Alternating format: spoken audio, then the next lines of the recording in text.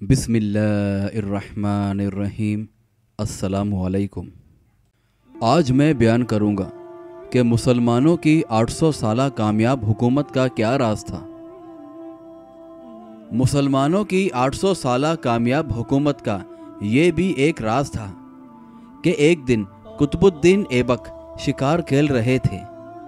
जब आपने तीर चलाया और जब शिकार के नज़दीक गए, देखा तो एक नौजवान उनके तीर से घायल गिर पड़ा तड़प रहा है और कुछ ही पल में उस घायल नौजवान की मौत हो जाती है।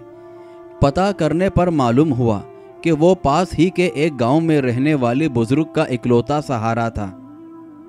वो जंगल से लकड़ियां चुनकर बेचता और जो मिलता उसी से अपना और अपनी माँ का पेट भरता था।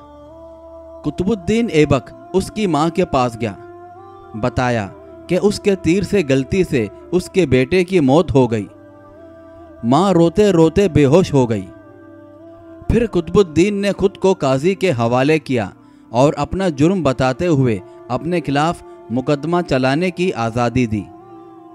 काजी ने मुकदमा शुरू किया। बूढ़ी माँ को अदालत में बुलाया और कहा कि तुम जो सज़ा कहोगी वही सज़ा इस मुजरिम को दी जाएगी। बूढ़ी औरत ने कहा कि ऐसा बादशाह फिर कहाँ मिलेगा जो अपनी ही सल्तनत में अपने ही खिलाफ मुकदमा चलाए। इस गलती के लिए जो उसने जानबूझकर नहीं की, आज से कुतुबुद्दीन ही मेरा बेटा है और मैं उसे माफ़ करती हूँ।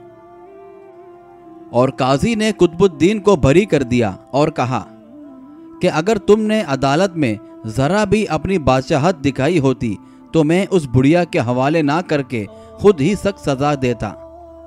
उस पर कुतुबुद्दीन ने अपनी कमर से खंजर निकाल कर काजी को दिखाते हुए कहा, अगर तुमने मुझसे मुजरिम की तरह रवैया ना अपनाया होता तो और मेरी बादशाहत का ख्याल किया होता तो मैं तुम्हें इसी खंजर से मौत के घाट उतार देता।